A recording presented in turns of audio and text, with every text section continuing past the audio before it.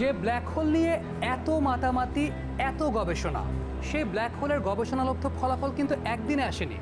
এর সঙ্গে জড়িয়ে রয়েছে অনেক বড় বড় বিজ্ঞানীদের নাম। তবে অবাক করা এবং অজানা একটি তথ্য হচ্ছে, ব্ল্যাক হোলের নামের সঙ্গে জড়িয়ে রয়েছে বাংলার শেষ স্বাধীন নবাব সিরাজউদ্দৌলার নামও। বিশ্বাস হচ্ছে না? দেখে নিন।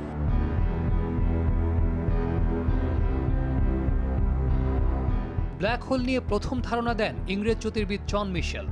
সময়টা ছিল 1784 সাল। তিনি এর নাম দিয়েছিলেন ডার্ক স্টার। 1915 সালে আলবার্ট আইনস্টাইনের জেনারেল রিলেটিভিটির উপর তত্ত্ব প্রকাশিত হলে ব্ল্যাক হোল সম্পর্কে গবেষণা বেড়ে যায়। 1958 সালে ডেভিড ফিঙ্কেলস্টেইনের গবেষণার কারণে ব্ল্যাক হোল সম্পর্কে আগ্রহ তৈরি হয় জ্যোতির্বিদদের। 1967 সালে পালসার আবিষ্কৃত হলে ব্ল্যাক হোল গবেষণায় নতুন মাত্রা যুক্ত হয়। পদার্থবিজ্ঞানী রবার্ট ডিক 60-এর দশকে প্রথম ব্ল্যাক হোল শব্দটি ব্যবহার করেন। ব্ল্যাক হোল শব্দটির সঙ্গে যুক্ত রয়েছে বাংলার শেষ স্বাধীন নবাব সিরাজউদ্দৌলার নাম। 1756 সালে British east India company black hole of Kolkata বা অন্ধকূপের হত্যাকাহিনী নামে প্রোপাগান্ডা ছড়াতে থাকে।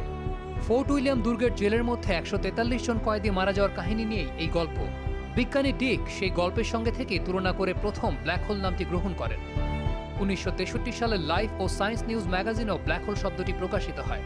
1967 সালে জন হুইলার প্রকাশ্যে শব্দটি ব্যবহার শুরু করেন। পরবর্তীতে বিজ্ঞানী স্টিফেন হকিং ব্ল্যাক হোল শব্দটি ভীষণভাবে জনপ্রিয় করে তোলেন। সর্বশেষ 29 বছর বয়সী বিজ্ঞানী কেটি বোম্যানের অ্যালগরিদমের উপর ভিত্তি করে প্রকাশিত হয় ব্ল্যাক হোলের আলোড়ন সৃষ্টিকারী ছবি। ডক্টর বোম্যান বর্তমানে ক্যালিফোর্নিয়া ইনস্টিটিউট অফ টেকনোলজির কম্পিউটার ও গণিত বিজ্ঞান বিভাগের সহকারী অধ্যাপক। জন মিশেল, আইনস্টাইন এবং স্টিফেন হকিং এর কল্পনা ও গবেষণাকে বাস্তবে আনলেন বোম্যান। গত বছর বিদায় নেন হকিং।